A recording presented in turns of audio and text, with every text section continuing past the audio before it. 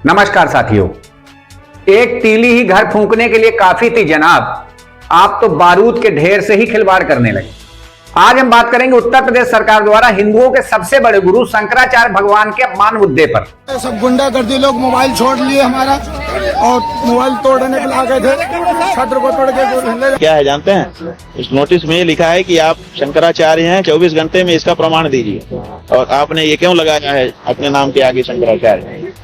8वीं सदी से चली आ रही परंपरा टूट रही थी और उत्तर प्रदेश के मुख्यमंत्री सोए हुए थे। इसकी शिखा का छेदन ही इसकी हत्या है। और मौनी अमावस्या के दिन प्रयागराज में ये अधर्म हुआ प्रशासन के माध्यम से। ये देश संतों का है, ये भारतवर्ष महात्माओं की वजह से चल रहा है। इस देश के अंदर अगर संत न हो तो ये भारत की क्या महिमा है। और वो भी हमारे सनातन धर्म के सर्वोच्च शिखर पुरुष ज्योतिषपीठ के पूज्यपाद शंकराचार्य जी के साथ ऐसा करना ये सर्वथा अनुचित है, गलत है। इसके लिए सत्ता प्रमुखों को पूज्यपाद शंकराचार्य के पास जाकर क्षमा याचना करनी पड़ेगी। गौ की बात कर रहे हैं क्योंकि वो पूरे देश के अंदर गौ माता, राष्ट्र माता का आंदोलन लेकर के चल रहे हैं। इसलिए सत्ताओं पर बैठे हुए लोगों को उनकी ये बात अच्छी नहीं लग रही है। वे शंकराचार्य जिन्हें हम हिंदू भगवान मानते हैं, उन्हें बिना संगम स्नान के वापस होना पड़ा। प्रयाग की इस पवित्र धरती पर हम आध्यात्मिक शांति की कामना लेकर के आते हैं, लेकिन आज यहां से एक ऐसी रिक्तता और भारी मन लेकर लौटना पड़ रहा है जिसकी हमने कभी कल्पना नहीं की थी। प्रयाग में जो कुछ भी घटित हुआ उसने न केवल हमारी आत्मा को झकझोरा है, बल्कि न्याय और मानवता के प्रति हमारे सामूहिक विश्वास पर भी प्रश्न चिन्ह लगा दिया है। संगम की इन लहरों में स्नान करना केवल एक धार्मिक क्रिया नहीं, बल्कि अंतरात्मा की संतृप्ति का एक मार्ग भी है। परंतु आज मन इतना व्यथित है कि हम बिना स्नान किए इस संकल्प को यहाँ की रेत में अधूरा छोड़कर यहाँ से विदा ले रहे हैं। जब हृदय में क्षोभ और ग्लानि का ज्वार हो तो जल की शीतलता भी अर्थहीन हो जाती है।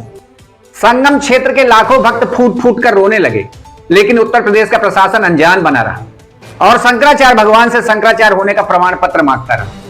जिन लोगों ने जाने अनजाने में शंकराचार्य भगवान के बारे में कुछ कहा है, अभी भी वक्त है उनसे क्षमा मांग ली। समाजवादी पार्टी ने जब उनका अपमान किया था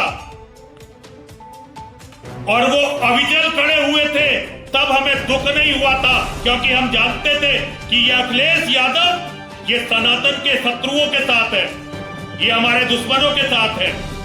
लेकिन आज तो हमारे परम आदरणीय योगी जी उत्तर प्रदेश के मुख्यमंत्री हैं, जो स्वयं भगवा वेश में है। योगी जी, आप कितने बड़े राजनीतिज्ञ हो जाएंगे, लेकिन धर्म के, सनातन धर्म के सर्वोच्च धर्म गुरु सदैव ही जगत गुरु शंकराचार्य रहेंगे। मेरा निवेदन है आपसे, इस मामले पर ध्यान दीजिए और जो इसके अधिकारी, इसके जिम्मेदार हैं, उन्हें कठोर दंड दीजिए और जगत गुरु शंकराचार्य जी से क्षमा प्रार्थना कीजिए। उनसे क्षमा मांगने पर आपका कद घटेगा नहीं, आपका कद और बढ़ जाएगा।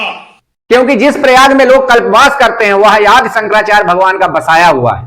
उस समय जब हिंदुओं को मानने वालों की संख्या ना के बराबर रह गई थी, तो शंकराचार्य भगवान ने ही शास्त्रार्थ कर हिंदू धर्म को नया जीवन दिया था। इतना ही नहीं, आदि शंकराचार्य साक्षात ईश्वर का अवतार थे। एक बात और बताना चाहता हूं कि योगी सरकार के पतन का समय आ गया है, क्योंकि उत्तर प्रदेश की धरती से ही शंकराचार्य के अपमान की शुरुआत हुई। यह भी जान लीजिए कि इसी तरह ही अखिलेश यादव का पतन हुआ था। अभी भी वक्त है, योगी आदित्यनाथ शंकराचार्य शरणम गच्छामि हो जाएं, शायद पाप कट जाए, बाकी उनकी मर्जी। वैसे सूत्र बताते हैं कि उत्तर प्रदेश सरकार के बड़े अधिकारी शंकराचार्य जी को मनाकर संगम स्नान कराएंगे, पर यह तो वक्त बताएगा कि वो संगम आते हैं कि नहीं। सनातन परंपरा के अनुसार कुंभ या माघ मेले की पूर्णता प्रमुख संतों और विशेष रूप से शंकराचार्य के शाही स्नान से ही मानी जाती। विपक्ष और कई धार्मिक चिंतकों ने तर्क दिया है कि एक शंकराचार्य का बिना स्नान किए लौट जाना अशुभ है और सनातन मर्यादा के विरुद्ध भी है। तो मेरी इन बातों से आप कितने सहमत हैं कमेंट करके जरूर बताइएगा। साथ ही मेरे चैनल को सब्सक्राइब करिएगा ताकि हमारे नए नए अपडेट्स आप तक पहुंचते रहें। नमस्कार।